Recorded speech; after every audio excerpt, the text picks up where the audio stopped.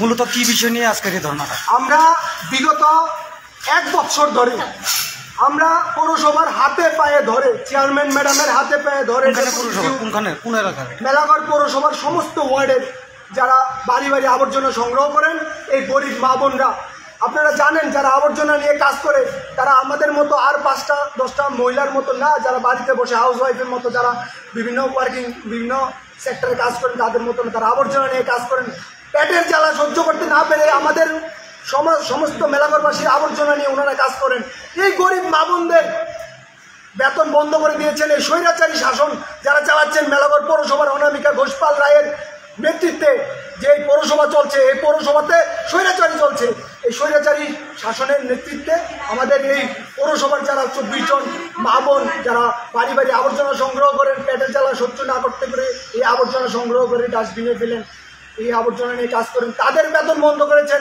এরকম নির্লজ্জ চেয়ারম্যান যিনি এই গরিব মা বোনদের পেটে লাথি মারে, উনি কি করে ক্ষমতা টিকাতে বসে থাকতে পারেন? দীর্ঘ 5 মাস ধরে, জানুয়ারি মাস থেকে ওনারা বেতন পান না। ওনাদের পরিবার কিভাবে চলে? উনি একবার বসে চেয়ারে বসে একবার জিজ্ঞেস করেছেন যে ওনারা ভাত খেয়েছেন না খাননি, ওনাদের ছেলে মেয়ের পড়াশোনা হয়েছে কি হননি, ওনাদের চিকিৎসা বাবদ ওনাদের কেউ মরে গেছে? আমাদের 2 নম্বর ওয়ার্ডের সম্পা দিদি, সরি নাম কি পূর্ণিমা দিদি বিছনায় শুয়ে আছেন, মানে যে চিকিৎসা করবেন ওনার পয়সা নেই, উনি মৃত্যুর সাথে পাঞ্জা লড়ছেন, ওনার চিকিৎসা বাবদ খরচ উনি মেটাতে পারছেন না। আমরা সবাই ভিক্ষা করে সমস্ত মেলাঘরের কাছ থেকে প্রত্যেক বাড়ি বাড়ি গিয়ে ভিক্ষা করে ওনার চিকিৎসা খরচ আমরা চালাচ্ছি। এইরকম পৌরসভায় আমাদের 3 নম্বর ওয়ার্ড, ওনার চেয়ারম্যানের নিজের ওয়ার্ড, ওই ওয়ার্ডের বন্ডালিদি মৃত্যুর সাথে পাঞ্জা লড়ছেন, ওনার বেতনও বন্ধ করে আছে। কেন? উনি তো এই পৌরসভা থেকে 10,000 টাকা করে প্রত্যেক মাসে বেতন গুনছেন। আমার এই 24টা মা বোনের বেতন কেন বন্ধ করে রেখেছেন? আমি আশা করি আমার সমস্ত মেলাঘরবাসী আমাদের এই আন্দোলনের সাথে আছেন। আজকে আমরা এখানে বসেছি, এখান থেকে পৌরসভা থেকে ফোন করেছে আমাদের পৌরসভা থেকে আমাদের চেয়ারম্যান ম্যাডাম হোক বা আমাদের ডেপুটি সিও হোক, যে একজন ফোন করেছেন আমাদের মেলাঘর থানাতে যে আমরা এখানে বসে বসে গালিগালাজ করছি আমাদের চেয়ারম্যান সাহেবাকে। আমরা সভ্য সমাজের মানুষ, যদি আমরা গালিগালাজ করতাম, যদি আমরা কোনো খারাপ অগণতান্ত্রিক কোনো আন্দোলন করতাম তাহলে আমরা মেনে নিতাম। আমাদের নামে এই অপবাদ কেন থানাতে দেওয়া হয়? পুলিশ কেন আমাদের মানে লুকতে আসছে? আমাদের নামে কেন থানাতে এরকম অপবাদ দেওয়া হয় যে আমরা গালিগালাজ করছি? আমাদের কাছে সমস্ত রেকর্ডিং আছে, আপনারা মিডিয়া বন্ধুরা আছেন। আমরা কোনো গালিগালাজ করেছি এখন অব্দি আপনারা দেখেছেন? আমরা কোনো গালিগালাজ করিনি। আমরা গণতান্ত্রিকভাবে এই আন্দোলন আমরা সংগঠিত করছি। আমরা প্রথমে ওনাদের তুষামত করেছি যে আমাদের বেতন দিয়ে দিন। দীর্ঘ 5 মাস ধরে আমাদের ঘুরিয়েছেন, প্রত্যেক মাসে মাসে এই মাসে হয়ে যাবে, আগামী মাসে হয়ে যাবে, আগামী মাসে হয়ে যাবে বলে বলে আমরা 5 মাস ধরে এইভাবে বঞ্চিত হয়ে আছি। আমাদের বেতন না দেওয়া অব্দি আমরা এই আন্দোলন উঠছি না। দরকার হলে আমরা এখানেই বসে থাকবো। দরকার হলে আগামী আমাকে chairman Anish Debnath deputy CO বলেছেন যে আগামী মাসে, আবার আজকে বলেছেন আগামী মাসে হয়ে যাবে। আমরা আগামী মাস অব্দি এখানে বসে থাকবো। যদি আমাদের বেতন না দেয় আমরা এখান থেকে উঠবো না। আর যদি পুলিশ বাবুরা আমাদের অ্যারেস্ট করে নিয়ে যায় আমরা থানাতে গিয়ে অনশন আমরা যাব, কিন্তু আমরা আন্দোলন রুখবো না যতক্ষণ অব্দি আমরা বেতন না পাই। বেতন তোমায় দিতে হবে,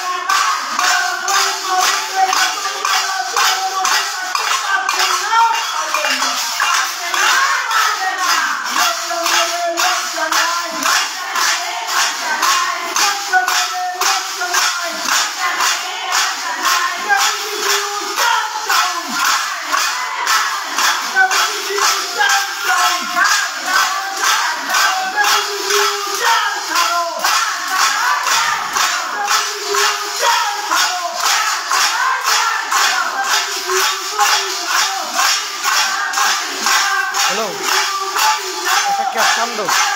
এই মেলাঘর পুরো পরিষদের সাফাই কর্মীদের বেতন নিয়ে বেতন না দেওয়া ধর্ণা এবং ইদানের ভিতরে চেয়ারম্যানের সামনে